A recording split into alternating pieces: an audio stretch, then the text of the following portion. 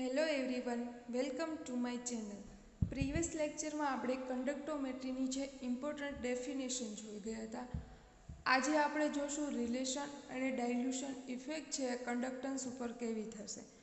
એમના પહેલાં આપણે આગળના લેક્ચરની જે ડેફિનેશન હતી એમને રિવાઇઝ કરી લે. એમાંની જે ફર્સ્ટ હતી કંડક્ટન્સ. તો કંડક્ટન્સ મીન્સ કે સોલ્યુશનમાં નંબર ઓફ આયન કેટલા પ્રેઝન્ટ છે. ઓકે, એ આપણે કંડક્ટન્સ ઉપરથી નક્કી કરી શકે. સેકન્ડ છે રેઝિસ્ટન્સ. તો રેઝિસ્ટન્સ શું કરશે? તો કે જે સોલ્યુશનમાં આયન પ્રેઝન્ટ છે એ કન્ડક્ટ થતા હશે એમને એ રેઝિસ્ટ કરશે. ટૂંકમાં કંડક્ટન્સ અને રેઝિસ્ટન્સ છે એકાબીજાના રેસિપ્રોકલ ઓપોઝિટ ફેક્ટર છે. થર્ડ છે સ્પેસિફિક રેઝિસ્ટન્સ. એટલે કે રેઝિસ્ટન્સના ઇક્વેશનમાં આપણે જે R is equal to rho L upon A જે લેતા હતા એમાં એલ અને એ છે બંને યુનિટી કન્સિડર કરીએ તો R is equal to rho થઈ જશે. તો એ આરને આપણે શું કહીશું? સ્પેસિફિક રેઝિસ્ટન્સ યાની કે રો. ફોર્થ છે સ્પેસિફિક કંડક્ટન્સ કે. તો એમને કહેશું કે 1 ml ઇલેક્ટ્રોલાઇટનું જે કંડક્ટન્સ છે એમને કહેશું સ્પેસિફિક કંડક્ટન્સ. ફિફ્થ છે સેલ કોન્સ્ટન્ટ. તો જે આપણે કન્ટેનર લઈએ એમાં બંને ઇલેક્ટ્રોડ છે એમને 1 સેન્ટીમીટર દૂર રાખીએ એટલે કે એ બંને વચ્ચેનું 1 સેન્ટીમીટર લેન્થ અને જે ક્રોસ સેક્શન એરિયા છે જે 1 સ્ક્વેર સેન્ટીમીટર લઈએ.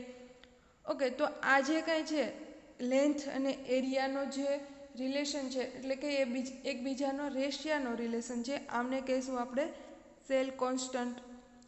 સિક્સ છે મોલાર કંડક્ટન્સ. તો સ્પેસિફિક કંડક્ટન્સમાં આપણે વાત કરી કે 1 ml ઇલેક્ટ્રોલાઇટના જે વોલ્યુમ એમનું જે કંડક્ટન્સ છે એમને કીધું સ્પેસિફિક કંડક્ટન્સ. તો મોલાર કંડક્ટન્સ મીન્સ કે 1 સીસીમાં 1 મોલ ઇલેક્ટ્રોલાઇટના જે સોલ્યુશનનું કન્ડક્ટન્સ હશે એમને કહેશું મોલાર કંડક્ટન્સ. એવી જ રીતે ઇક્વિવેલન્ટ કંડક્ટન્સ. તો 1 સીસી જેટલા વોલ્યુમમાં આપણે 1 ગ્રામ ઇક્વિવેલન્ટ ઇલેક્ટ્રોલાઇટ એડ કરશું તો આમનું જે કંઈ કંડક્ટન્સને આપણે કહીશું ઇક્વિવેલન્ટ કંડક્ટન્સ કેપ ઇક્યુ. તો આજના ટોપિકની વાત કરીએ તો આપણે આજે જોવાનું છે relation between specific conductance kappa and equivalent conductance cap EQ. બીજું જોશું કે effect of dilution on conductance, specific conductance, molar conductance and equivalent conductance. Okay, તો ફર્સ્ટ જોઈએ ફેક્ટર અફેક્ટિંગ ઓન કંડક્ટન્સ. હવે કયા કયા ફેક્ટર છે જે કંડક્ટન્સને એફેક્ટ કરે છે? એમાંનો ફર્સ્ટ જોઈએ તો કે આપણે જે બહારથી બંને ઇલેક્ટ્રોડને એપ્લાય કરીએ વોલ્ટેજ, આ વોલ્ટેજથી એમના કંડક્ટન્સમાં ચેન્જ થશે. એટલે કે આયનની સ્પીડ છે મૂવમેન્ટ થવાની એ યા તો વધશે યા તો ઘટશે. ટૂંકમાં વોલ્ટેજ એપ્લાય કરશું એ કંડક્ટન્સ ઉપર ઇફેક્ટ કરશે. બીજું છે ટેમ્પરેચર. હવે ટેમ્પરેચર વધઘટ થવાથી સોલ્યુશન છે એની જે વિસ્કોસિટી યા તો અમુક જે પેરામીટર્સ છે એમાં ચેન્જ આવશે તો એમના કંડક્ટન્સમાં ચેન્જ આવશે. Then viscosity of the medium. હવે જો વિસ્કસ સોલ્યુશન હશે તો એમાં જે આયન્સની વહન થવાની જે ક્ષમતા હોય એ શું થઈ જાય? રેઝિસ્ટ થઈ જાય એટલે એમનો કંડક્ટન્સ છે આપોઆપ ઘટી જાય. હવે જો એ વિસ્કસ ના હોય તો એ મૂવમેન્ટ ફ્રીલી થઈ શકે યાની કે એમનો કંડક્ટન્સ છે એ વધારે આવે. The number of ion present in the solution. Specially જોઈએ તો કંડક્ટન્સ છે એમનો રિલેશન ક્યાં છે? તો કે સોલ્યુશનમાં કેટલા આયન પ્રેઝન્ટ છે એમના ઉપરથી એમનો કંડક્ટન્સ છે એ નક્કી થાય. Mobility of the ion. હવે જે આયન છે એની મૂવમેન્ટ કેવી છે એ બી કંડક્ટન્સ ઉપર એફેક્ટ કરશે. Mobility of the ion depends upon the size, mass, charge of the ion. હવે આયન મૂવમેન્ટ ક્યારે થશે? તો કે એમની સાઇઝ છે એ ઓછી હશે, માસ ઓછું હશે. હવે એમનો ચાર્જ એટલે કે આયન ઉપર ચાર્જ જો પોઝિટિવ હોય તો એની મૂવમેન્ટ સારી એવી થાય યાની કે એનું માસ સાઇઝ છે નાની હોય અથવા તો વધારે ઓછી છે, માસ છે ઓછો અથવા તો વધારે છે. આ બધા ફેક્ટર છે એ કંડક્ટન્સ ઉપર છે એફેક્ટ કરશે. હવે રિલેશન જોતા પહેલાં આ બંનેના પહેલાં એમની ડેફિનેશન જોઈ લે ફરી એકવાર ઇક્વિવેલેન્ટ કન્ડક્ટન્સ. તો ઇક્વિવેલેન્ટ કન્ડક્ટન્સ શું છે?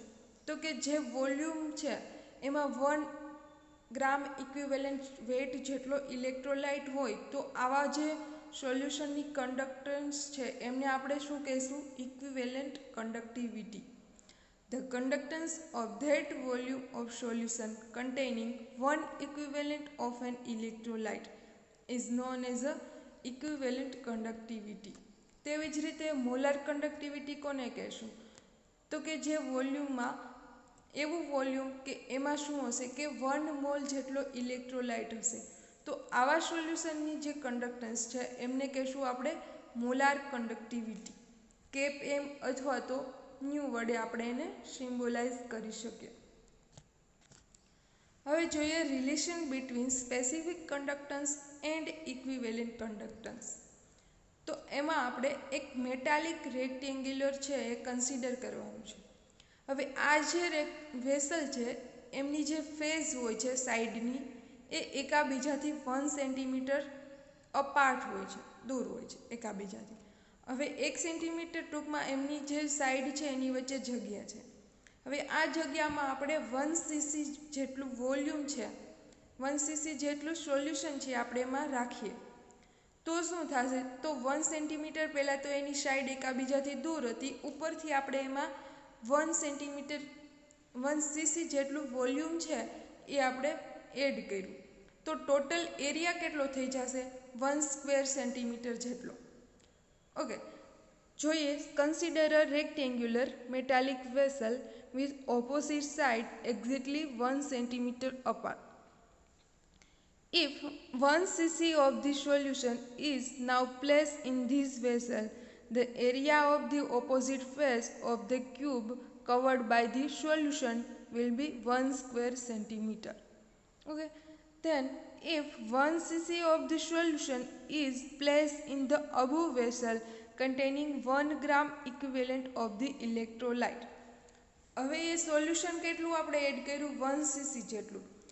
આ સોલ્યુશનમાં આપણે શું કરવાનું છે કે 1 ગ્રામ ઇક્વિવેલન્ટ વેઇટ જેટલો ઇલેક્ટ્રોલાઇટ એ સોલ્યુશનમાં આપણે રાખવાનો છે. તો હવે જો ઇક્વિવેલન્ટ કન્ડક્ટન્સની ડેફિનિશન મુજબ જોઈએ તો શું થઈ ગયું કે 1 ગ્રામ ઇક્વિવેલન્ટ વેટ જેટલો ઇલેક્ટ્રોલાઇટ છે અને એનું વોલ્યુમ બી કેટલું છે? 1 સેન્ટીમીટર ક્યુબ જેટલું. તો હવે એ સોલ્યુશનનો કન્ડક્ટન્સ આપણે મેજર કરશું તો એકના જેટલો હશે ઇક્વિવેલન્ટ કન્ડક્ટન્સ જેટલો.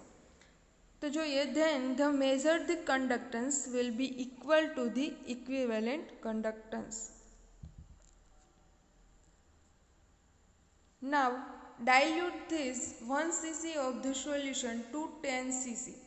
હવે જે 1 cc નું સોલ્યુશન બનાવ્યું છે એને આપણે કરવાનું છે 10 cc જેટલું. તો હતું તો 1 cc વોલ્યુમ, હવે 10 cc કરવા માટે આપણે ઉપરથી 9 cc જેટલો પ્યોર સોલ્વન્ટ છે એ એડ કરશું.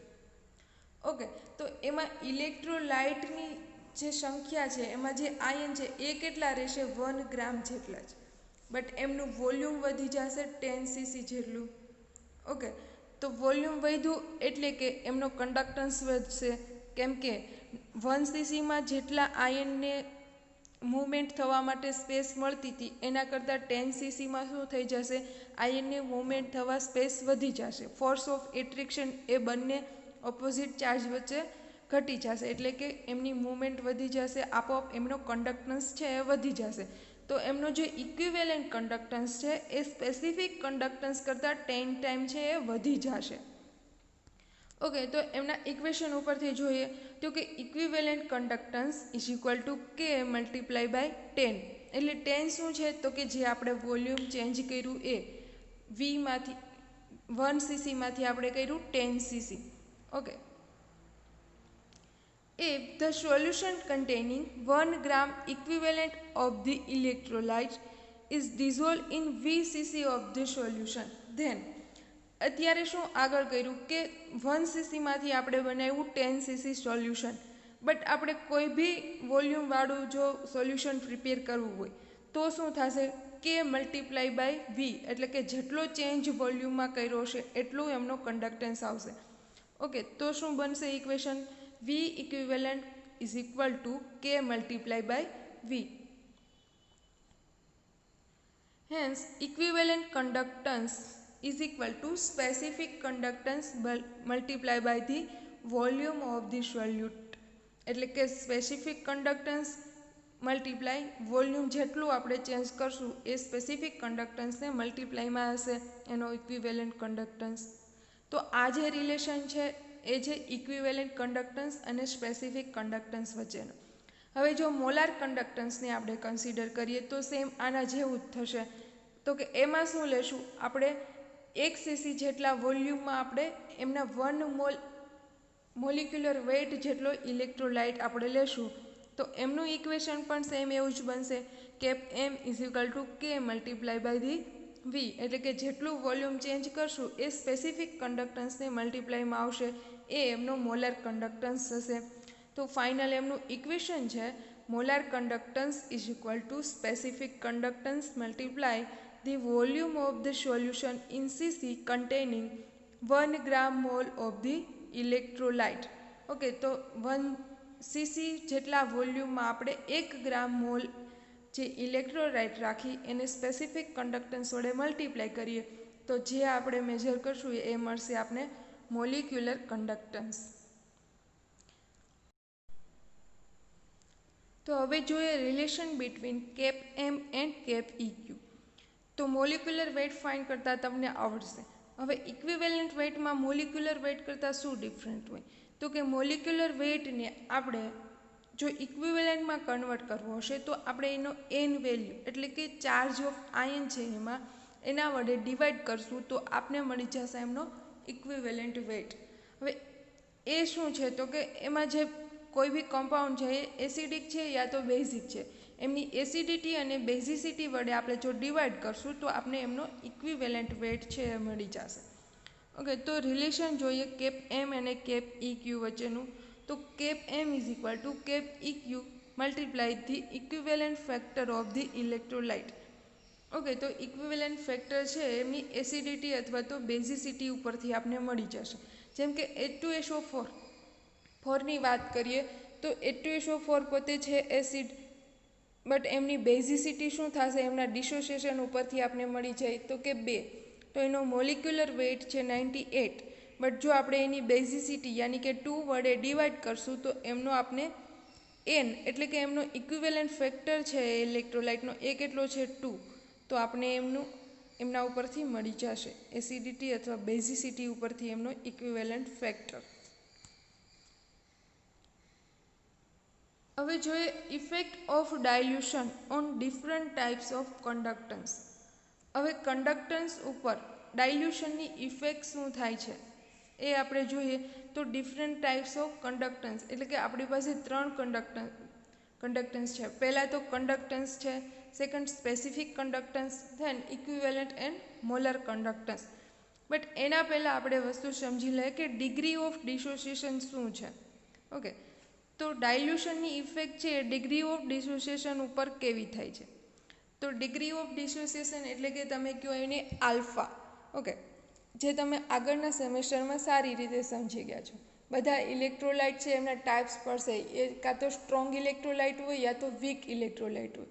જો એ સ્ટ્રોંગ ઇલેક્ટ્રોલાઇટ હોય તો સ્ટ્રોંગ ક્યારે કહી શકીએ કોઈ બી ઇલેક્ટ્રોલાઇટને તો કે એનું જે કમ્પ્લીટલી ડિસોસિએશન થઈ જાય. માની લો કે NaCl, તો NaClનું જો સોલ્યુશન બનાવીએ તો અથવા તો એનું ડિસોસિએશન કરીએ તો એ Na+ અને Cl- માં કમ્પ્લીટ ડિસોસિએટ થઈ જશે. તો આપણે એને એક્ઝામ્પલ તરીકે આપણે અહીંયા સમજીએ છીએ તો કે Na+ અને Cl- છે એ કમ્પ્લીટ ડિસોસિએટ થઈ જશે એના આયન ફોર્મમાં. હવે સ્ટ્રોંગ ઇલેક્ટ્રોલાઇટ પર ડાયલ્યુશનની શું ઇફેક્ટ થશે?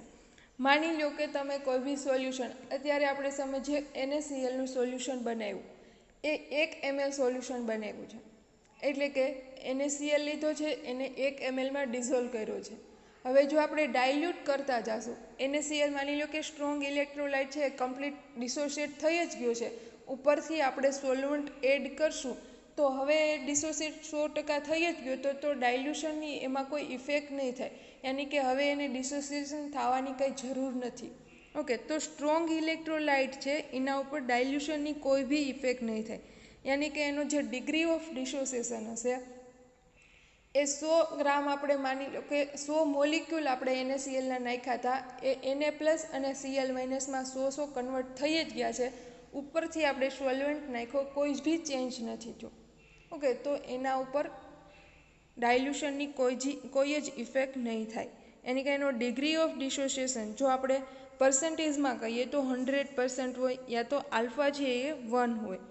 It means no change on dilution. તો સ્ટ્રોંગ ઇલેક્ટ્રોલાઇટ છે એ ઓલરેડી 100% એના આયન ફોર્મમાં કન્વર્ટ થઈ જ ગયા હોય. જો આપણે કોઈ ઉપરથી સોલ્વન્ટ એડ કરીએ તો એના ડિસોસિએશનમાં કોઈ બી ચેન્જ નહીં આવે, એની કે કોઈ પણ પ્રકારનો ચેન્જ નહીં આવે ડાયલ્યુશનથી. હવે જોઈએ વીક ઇલેક્ટ્રોલાઇટ.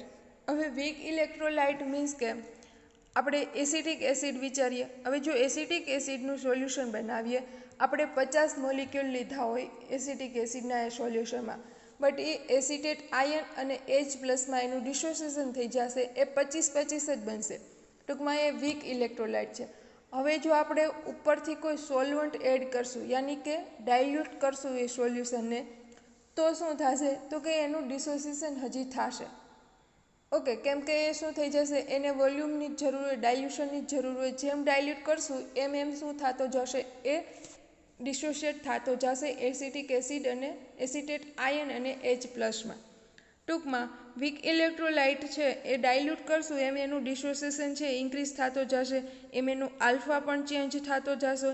જેમ વોલ્યુમ ચેન્જ કરશું, વોલ્યુમ ઇન્ક્રીઝ કરશું, એમ એનો ડિસોસિએશન છે ઇન્ક્રીઝ થતો જશે, અથવા તો ડિગ્રી ઓફ ડિસોસિએશન છે એ બી શું થતું જશે, ઇન્ક્રીઝ થતું જશે.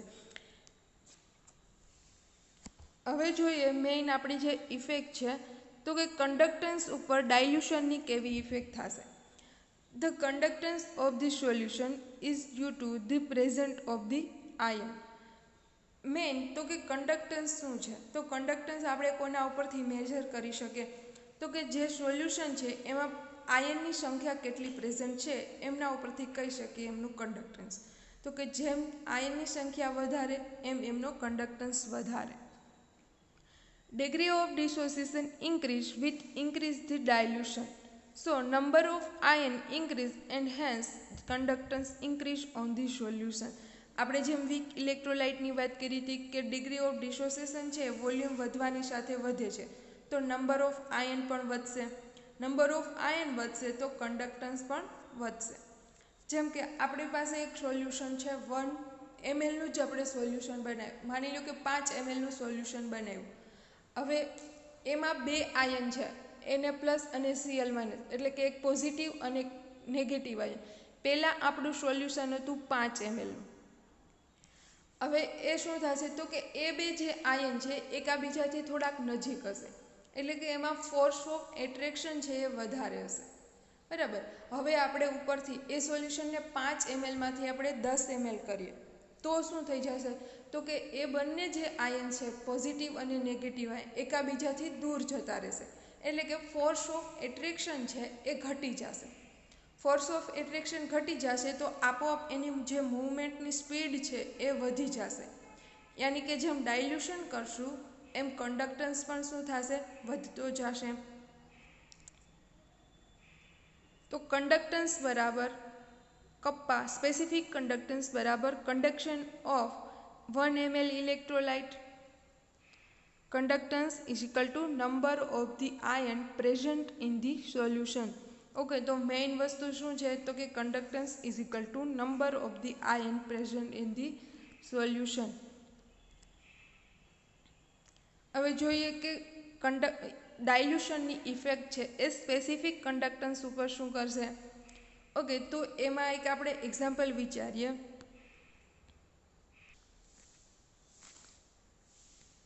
હવે કન્સિડર કરો કે આપણી પાસે જે સોલ્યુશન છે એ 1 mlનું સોલ્યુશન છે. ઓકે, આ બીકર છે એમાં 1 mlનું સોલ્યુશન છે. હવે આ સોલ્યુશન 1 mlનું છે, હું અત્યારે આટલું રાખું. હવે એમાં એક પોઝિટિવ આયન છે અને એક છે negative ion. Total number of ion છે આપણી પાસે 2. ઓકે, હવે શું કરશું, એટલે કે ટોટલ નંબર ઓફ આયન એટલે કે સ્પેસિફિક કન્ડક્ટન્સ શું છે તો કે કન્ડક્ટન્સ ઓફ 1 ml ઇલેક્ટ્રોલાઇટ અને કન્ડક્ટન્સ શું છે તો કે number of the ion present in the solution. Okay, તો number of the ion in 1 ml solution કેટલા છે 2. તો આમનો કપ્પા કેટલો થશે તો કે 2 થશે. ઓકે, હવે શું કરશું તો કે આપણે આ સોલ્યુશનને ડાયલ્યુટ કરશું એટલે કે સોલ્વન્ટ એડ કરશું એટલે માની લો કે એનું વોલ્યુમ થઈ ગયું આટલું. આ છે 2 mlનું સોલ્યુશન. ઓકે, તો કપ્પા શું કહે છે કે કન્ડક્ટન્સ ઓફ 1 ml ઇલેક્ટ્રોલાઇટ.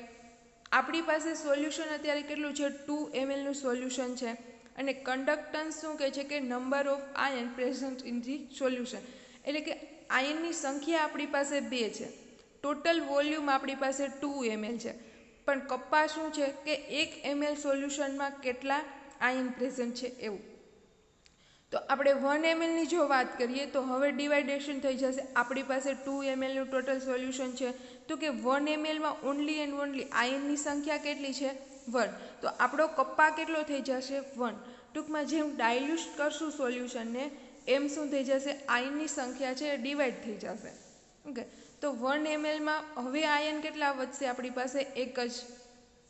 તો જેમ જેમ આપણે ડાયલ્યુટ કરશું એમ સ્પેસિફિક કન્ડક્ટન્સ છે એ ડિક્રીઝ થઈ જશે કેમ કે આપણે ઇલેક્ટ્રોલાઇટની સંખ્યામાં ચેન્જ નથી કરતા, આપણે ચેન્જ કરીએ છીએ એમના વોલ્યુમમાં. વોલ્યુમ જેમ આપણે વધારશું એમાં આયન શું થઈ જશે 1 ml પર્ટિક્યુલર 1 mlમાં ઘટી જશે. તો જેમ ડાયલ્યુટ કરશું સોલ્યુશનને એમ કપ્પાની વેલ્યુ છે એ ડિક્રીઝ થતી જશે.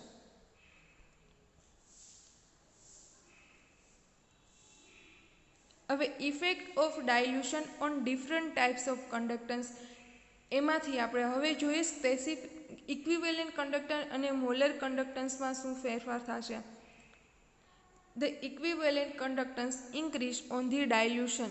ઓકે, બટ આપણે જો વિચારીએ પ્રેક્ટિકલી બેઝ ઉપર કે ઇક્વિવેલન્ટ કન્ડક્ટન્સનું ઇક્વેશન આપણે છે cap EQ is equal to kappa multiply the volume. એટલે કે આપણે આગળ જોયું હતું કે કપ્પા છે એ ડિક્રીઝ થાય છે જેમ ડાયલ્યુશન કરીએ છીએ તેમ. બટ એમાં બે ફેક્ટર મલ્ટિપ્લિકેશનમાં છે, એક કપ્પા અને એક વોલ્યુમ. તો વોલ્યુમ જેમ જેમ આપણે વધારશું એમ કપ્પા ડિક્રીઝ થશે. બટ વોલ્યુમ જેટલું વધારે વધે છે એટલો કપ્પા છે એ ડિક્રીઝ નથી થતો. ઓકે, તો બે ફેક્ટર છે, એક વધે છે કપ્પા ઘટે છે અને વોલ્યુમ વધે છે. પણ વોલ્યુમ એટલું બધું વધારીએ છીએ કે કપ્પાની ઇફેક્ટ છે એ નિગ્લેઝિબલ છે. ટૂંકમાં એ ઘટે છે એ આપણે નિગ્લેઝિબલ થાય છે કેમ કે ઓછા પ્રમાણમાં ઘટે છે એટલે. Okay, the decrease the value of specific conductance is less than the increase the value of volume V. Therefore, the equivalent conductance will increase on dilution. Similarly, molar conductance will also increase on dilution. Okay, તો molar conductance અને equivalent conductance એ શું થશે ડાયલ્યુશનની સાથે સાથે એના conductance વધતા જશે. કેમ કે કપ્પા ઘટતો હતો બટ આપણે ડાયલ્યુશન કરીએ એટલે કે વોલ્યુમ છે એ વધારીએ છીએ એ એટલું બધું વધારીએ છીએ કે કપ્પાની ઇફેક્ટ છે એ નિગ્લેઝિબલ થઈ જાય છે. તો ડાયલ્યુશનની ઇફેક્ટથી કપ્પા ત્યાં મિસ્ટેક છે, ઇક્વિવેલન્ટ કન્ડક્ટન્સ અને મોલાર કન્ડક્ટન્સ છે એ વધશે ડાયલ્યુશનની ઇફેક્ટથી. ઓકે, ફર્સ્ટ આપણે જોયું કે કન્ડક્ટન્સ જે શું થાય છે ડાયલ્યુશનથી વધશે બટ કપ્પા એક છે એ ડાયલ્યુશનની ઇફેક્ટથી ઘટશે. બાકી ઇક્વિવેલન્ટ અને મોલાર કન્ડક્ટન્સ ડાયલ્યુશનથી ઘટશે. Okay, thank you.